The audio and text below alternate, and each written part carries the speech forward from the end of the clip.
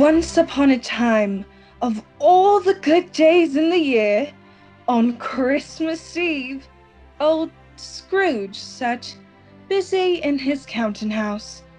Secret and self-contained, and solitary as an oyster, a lonely man who consorted with nobody but himself.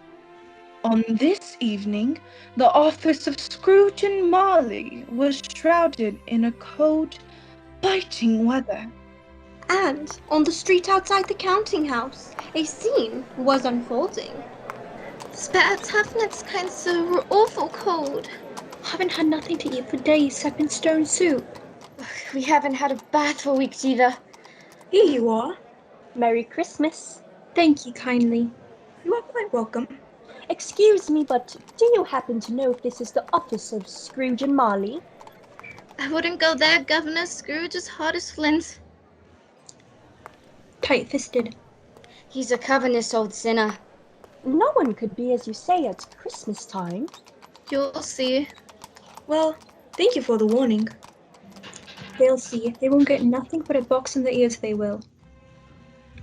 Back in the counting house, Scrooge's nephew, Fred, was making his annual attempt to invite the old miser to Christmas dinner. Christmas is a humbug, Uncle.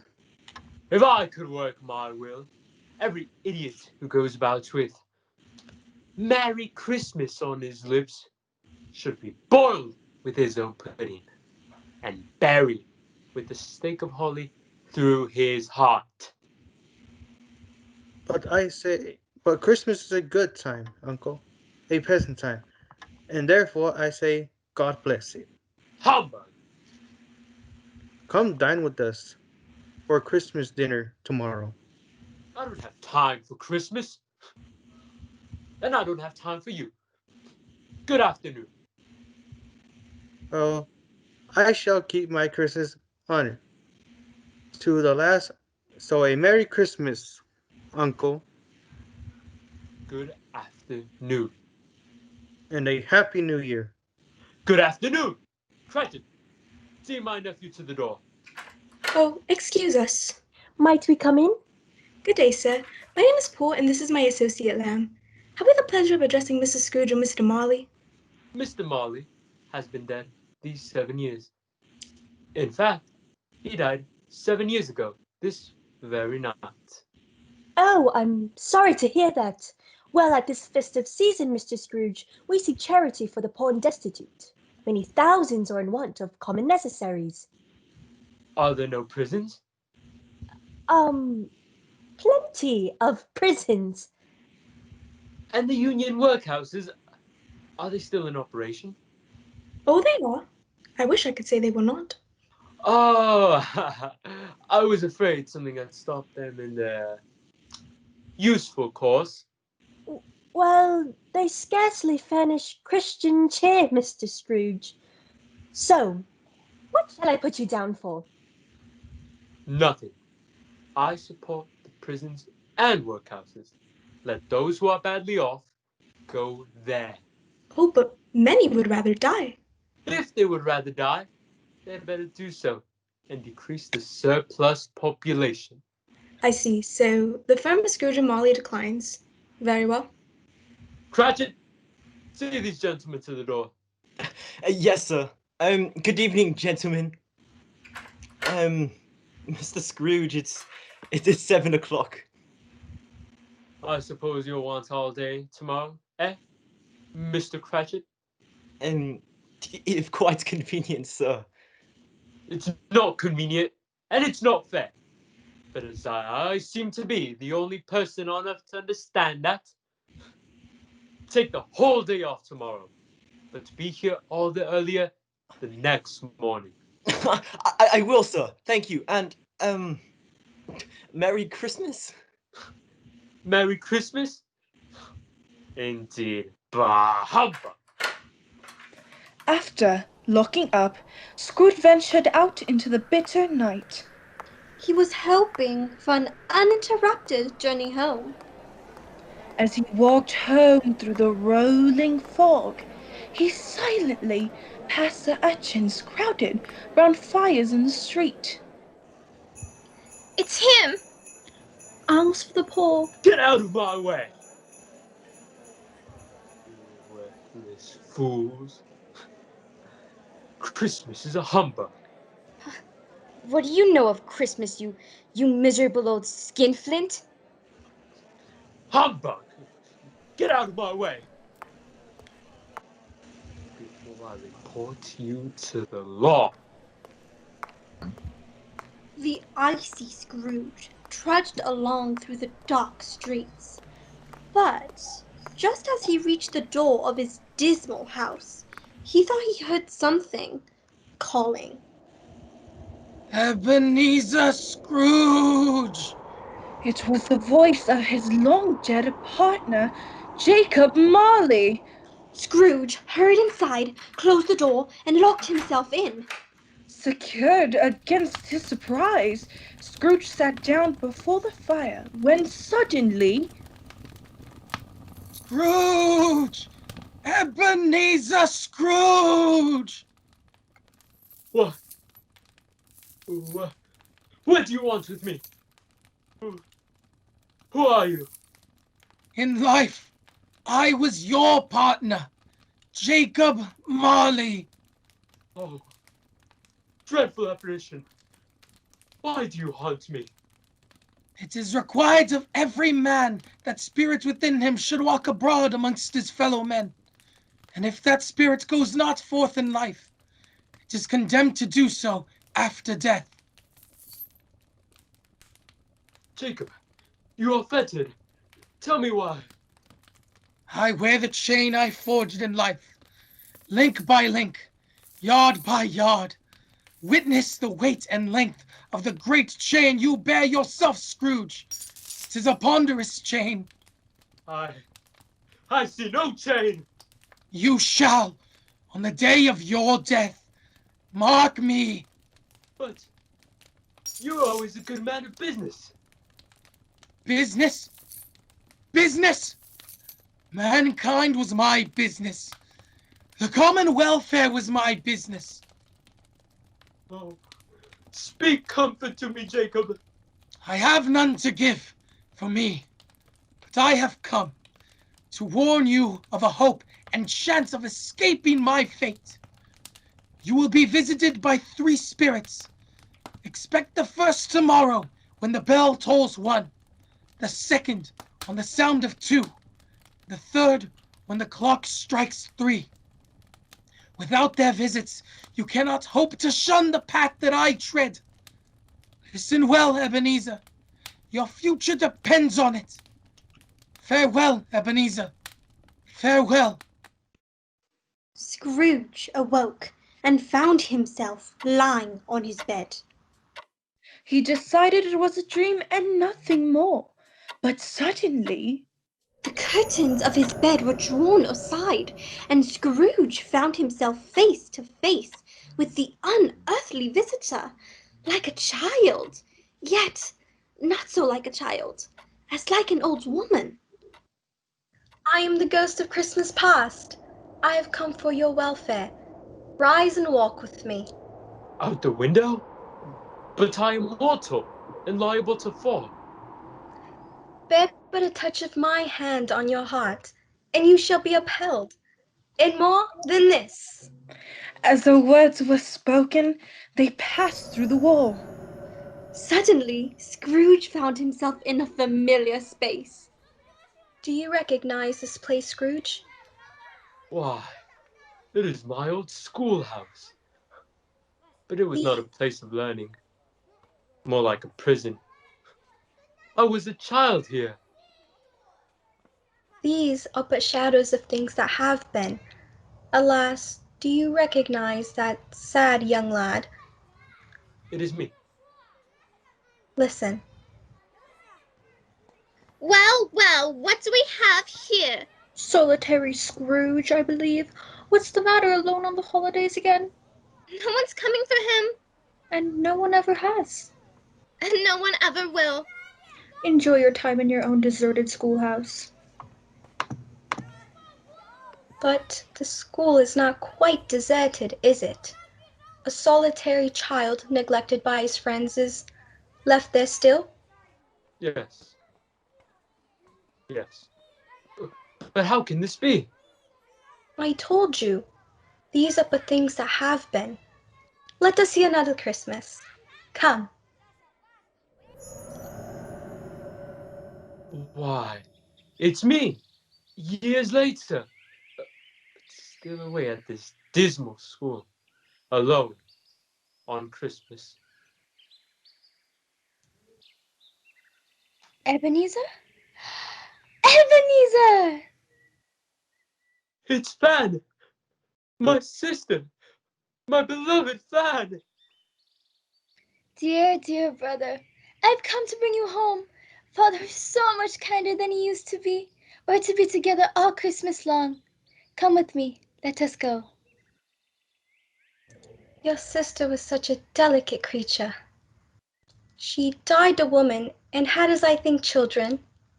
One child, my nephew, Fred. Come to another Christmas past. A celebration. Do you remember this place? Know it. I was apprenticed here. You're there, Ebenezer. Bless my heart. It's the Fezziwigs alive again. How are the day's tasks proceeding? All completed, sir. Well, then it's time for your next task. But, sir, the time. And what time is it now? 7 o'clock on Christmas Eve. Christmas Eve. I believe you are correct, Mr. Scrooge. No more work tonight then. We must celebrate this joyous holiday. Oh, there is someone we would like you to meet. Ebenezer, this is Belle. Oh, we will leave you two to get acquainted. Thank you. The Fezziwigs told me you were handsome. I'm sorry, I'm not often in social situations. I'm usually... Come, join me on the dance floor. My time grows short. Another Christmas awaits. Another encounter with this lovely creature. Yet not quite so pleasant. I have one last Christmas to share before my time is snuffed out. Do you remember this Christmas? Or the penniless girl who loved you? And I... Her. We were so happy together. Until your career came between you. As you gained, so you lost. Do you see yourself? You're older now, a man in the prime of life. Your face has begun to wear the signs of care and avarice. Your eyes are greedy, the eager, restless eyes of a miser. No. No. No. Spare me this, spirit. Not this. No. Ebenezer, I realize that I matter little to you. Very little. To protect yourself from a hard and cruel world, you've become hard and cruel in response. I have tried to cheer and comfort you, but another idol has displaced me. What idol could ever displace you, Belle? A golden one. I've seen your nobler aspirations fall off one by one. Oh, Ebenezer, you've become a man. I wanted success, security. For you, Belle. But I seek tenderness, not riches. Therefore, I release you from our engagement with a full heart for the love of him that you once were. No. No. Belle! Don't! Don't! Dear Ebenezer, may you be happy in the life that you have chosen. Scrooge drifted off to sleep, only to be awakened again by the stroke of 2. He gradually noticed a great blaze of light. Something was in the room. Scrooge beheld his own bedchamber transformed. Around the blazing fire laid a feast of meats and fruits and bowls of punch. And there sat a jolly giant, glorious to see. Come and know me better, man. I am the ghost of Christmas present. You've never seen the like of me before. Spirit, command me where you will. If you have aught to teach me, let me profit by it. Very well. Touch my robe. And instantly they were transported to the streets of London on a bright Christmas day. The shops were bustling with jolly people completing their errands, and presently Scrooge and the spirit came to a humble house on a humble street. Behold, the blessed Cratchit residence. Set the table, Belinda. Yes, Mum. Peter? I'm marching as fast as I can. Good, Peter, good. Smell that goose! And the potatoes. Now, whatever has happened to your father and your brother Tiny Tim? And Martha's never been this late. Here's Martha, Mother. Why, bless me heart alive, me dear. How late you are. We had so much work from last night that it kept the entire office busy today. Hello, my dears. Father. Welcome home, Robert. How did little Tim behave? As good as gold. And better. Coming home, he told me that he hoped that people in the church saw him, because it might be pleasant to them to remember upon Christmas Day who made lame beggars walk and blind men see. He's a remarkable child, Robert. And unless I'm mistaken, I believe that this dinner is ready. Time to eat! It's time! Goose. What about the potatoes? We get potatoes all the time. Ah, but these are special potatoes, love. Blessed by Father Christmas himself. No, Mr. Scrooge, I give you Mr. Scrooge, the founder of the feast. The founder of the feast, indeed. No, my dear. I wish I had him here. I'd give him a piece of me mind to feast upon. It's Christmas Day. It should be Christmas Day when one is forced to drink to the health of such an unfeeling man as Mr. Scrooge. My dear, it is Christmas Day. Very well. I will drink to his health for your sake, and for the day's not for his. A Merry Christmas. He'll be very merry and very happy, I have no doubt. May we give thanks to him and to the Lord for the gift of family. God bless us, my dears. God bless us, everyone. Spirit, tell me if Tiny Tim will live. I see a vacant seat and a crutch without an owner. If these shadows remain unaltered by the future, the child will die. No. No. Spirit, say you will be spared. If he be like to die, he had better do it and decrease the surplus population. No. My dears, it is nearly time to carol. Yes. Come, Ebenezer, to a gathering across town. He said that Christmas was a humbug. He believed it too. More shame for him, Fred. I have no patience for him. I can't believe that anyone would. Thank you, Olivia. I have. I am sorry for him. I couldn't be angry with him, even if I tried. I think you've had a little too much eggnog, Fred. Well, I mean, to give him the same chances every year, whether he likes it or not, I preach to him. Oh, enough talk about your uncle. Let's play a game, Fred. Yes, a game sounds lovely. Can I choose? No. No. I have a perfect game. It is called Yes and No. I wanted to play Blind Man's Bluff. No. No. Now, I will be thinking of something, and you will all have to guess what it is. This should be exceedingly simple. So you think, my love. But no matter the question, I will only answer by saying yes and no. Very well, I'm thinking of an animal. Mm, dead? No. Is it an agreeable animal? No. Is it a savage? Yes, yes, yes. Oh. Does it grunt and growl? Yes, it does. Does it talk? Yes, Oh. sometimes. It could be a monkey. Or a monkey's uncle. Does it live in London? Ooh. Yes. Is it killed in market? No. Could it be a horse? No. Is it an ass? Not exactly. Well, is it a dog? No. Is it a bear?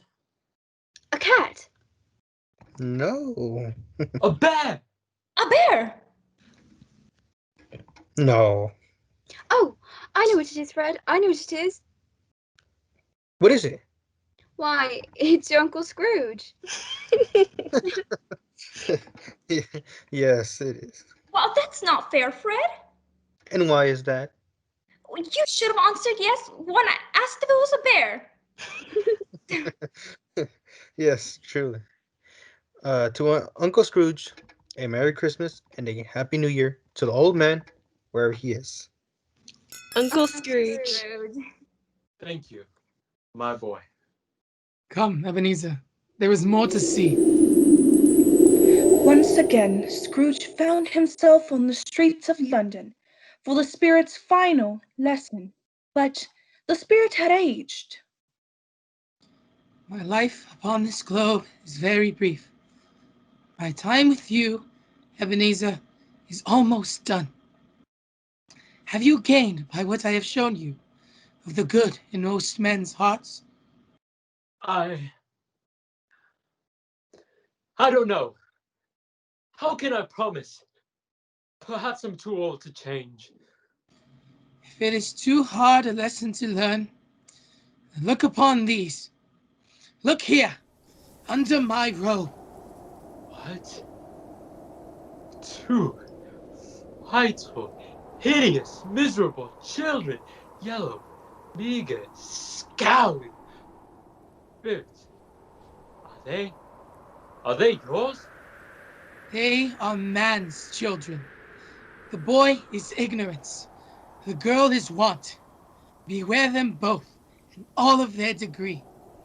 But most of all, beware this boy, for on his brow I see that written which is doom, unless the writing be erased.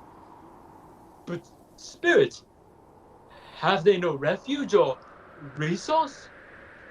Are there no workhouses? Are there no prisons? And with that, the ghost of Christmas present dissolved into the mist, and Scrooge stood alone upon the street. As the clock struck 3 in the distance, Scrooge lifted his eyes. He beheld the third spirit, a phantom, shrouded in black, coming like a mist along the ground towards him.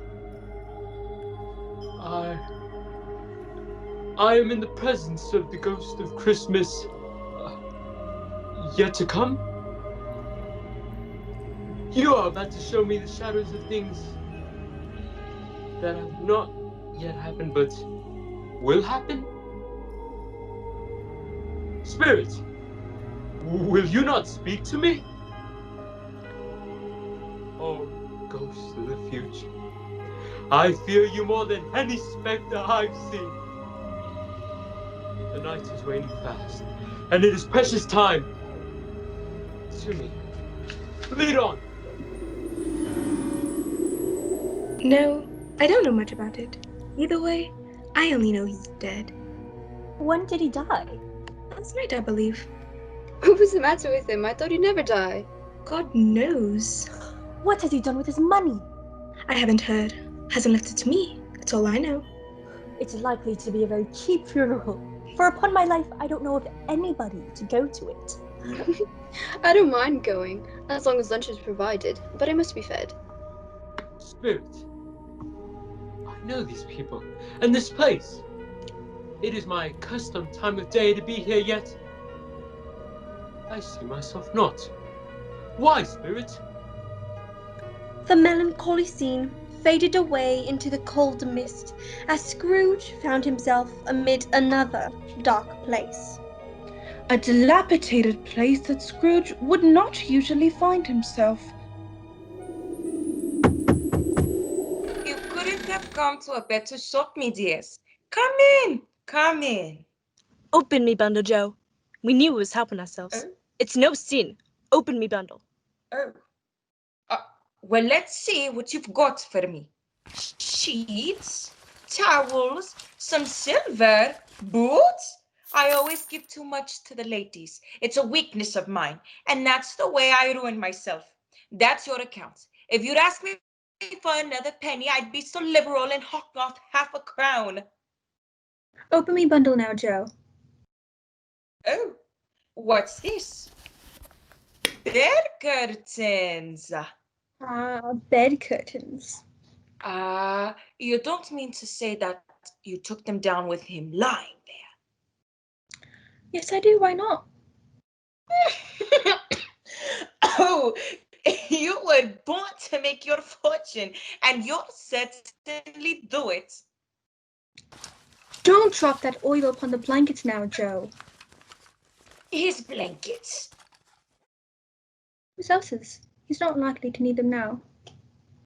Oh, I hope he didn't die of anything contagious. He frightened everyone away when he was alive, to profit us when he was dead. Oh, it's true, it's true, it's true. Spirit, I think I understand. The fate of this poor sinner shall be my own if I don't change my ways. Thank you for this lesson. The spirit didn't even acknowledge Scrooge's comment. Just pointed to another scene that Scrooge was forced to gaze upon. Mother, are you crying? No, it's the light. It hurts in my eyes. Mother, They're better now. They get weak by candlelight, and I wouldn't show weak eyes to your father when he comes home. For the world. Yes, but he's walked a little slowly these last few evenings, Mother. I've known him to walk very fast with Tiny Tim upon his shoulder. and so have I.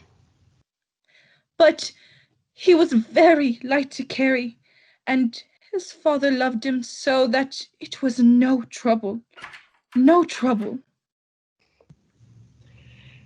Hello, my dears. I wish you could have gone. It would have done you good to see how green a place it is. I'm sure it is, Father. But we'll see it often. I promised him that I would walk there on Sundays. My little child. My little Tim. Oh, Robert. But it will come to pass. However and whenever we part from each other, we shall never forget poor Tiny Tim and this first parting. Never. Never, Father. Spirit, something informs me that our parting moment is at hand. Where are we now? Merciful heaven! The dismal, ruinous churchyard! Why do you point to that grave? Tell me, before I draw nearer to that stone, Spirit, are these the shadows of things that will be? Or are they the shadows of things that may be only? Spirit, that gravestone, what is written upon it?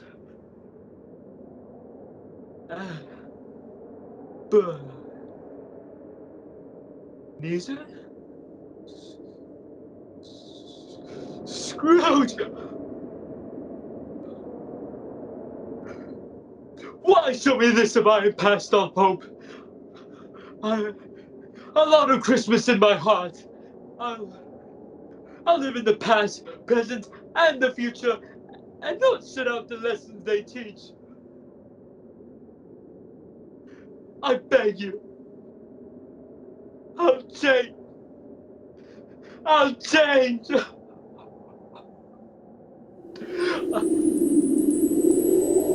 Why?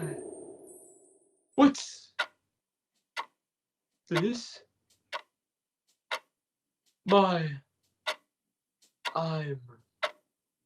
home. In my own room. Oh, Jacob, Marley, heaven, and the Christmas time to be praised. I don't know how long I've been among the spirits. Glorious light, fresh air. Ah, the window. Child, what's today? Eh? What's today, my fine youth? Today? Why, Christmas Day. It's Christmas Day. I haven't missed it. The spirits have done it all in one night. Do you know the poultry shop in the next street? I should hope I did. Do you know whether they've sold the prize turkey that was hanging up there? What? The one as big as me? It's hanging there now. Go and buy it. And take it to this address. To Bob Cratchit. And I'll give you a shilling. The new Ebenezer Scrooge dressed himself all in his best and got out into the streets. By mere chance, Scrooge came upon the charity seekers from yesterday. Merry Christmas! A Merry Christmas to the both of you. Mr. Scrooge? Yes, it is I. I fear that I was not as pleasant as I could have been. Please, allow me to make it up to you. I would like to contribute to your fund. Mrs. Scrooge, are you serious? How can we ever thank you? Merry Christmas to the both of you. Scrooge walked about the streets and watched the people hurry to and fro. He had never dreamed that any walk, that anything could bring so much happiness. In the afternoon, Scrooge turned his steps towards the door of his nephew, Fred. Uncle Ebenezer? Why, I can't believe you're really here at my house on Christmas. I came to apologize, Fred, for the things I said about Christmas. Well, I don't know what to say. Do come in. May I present my wife, Elizabeth? Uncle Ebenezer, I never expected this of you. Oh, Elizabeth, can you forgive an old fool? And God, forgive me for the time I've wasted. Well, here. A proposed toast. A toast to Uncle Scrooge. And so, Ebenezer Scrooge rejoined his family and rejoined the family of man. It was the merriest of Christmases. The next morning, Scrooge was early at the office. Mr. Cratchit, what do you mean by coming in at this time of day? I'm very sorry, sir. I'm behind my time. It shall not happen again. Bob Cratchit, I'll not stand this sort of thing any longer. And therefore, I am about to raise your salary. Oh, please, sir. You're going to raise my salary? But, sir... Merry Christmas, Bob. A merrier Christmas than I have given you for many a year. I'll raise your salary and endeavor to assist your struggling family. Bob, Merry Christmas. Merry Christmas. Scrooge was better than his word. He became as good a man, as good a master, and as good a friend as a good old city ever knew. And to Tiny Tim, who did not die, he became a second father. And it was always said that Ebenezer Scrooge knew how to keep Christmas well. May that be truly said of us, all of us. And so, as Tiny Tim observed, God bless us, everyone!